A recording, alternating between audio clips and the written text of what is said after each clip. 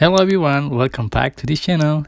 In this simple video, I'm gonna show you how you can delete a playlist that you have created and no longer listen to. So how to just open the Spotify apps and go to your library.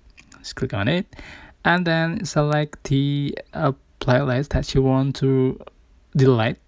For example, I'm going to select this. This is my playlist. Sorry.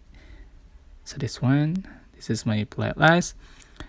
Okay. So to delete this playlist, just click on the three dot right here, and just scroll down until you find the delete playlist option. Just click on it. Click delete.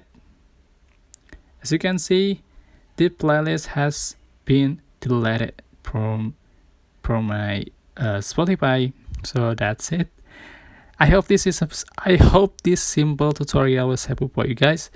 Don't forget to like, comment, share, and also subscribe to this channel if you haven't done that already. So thank you so much for watching. Bye bye.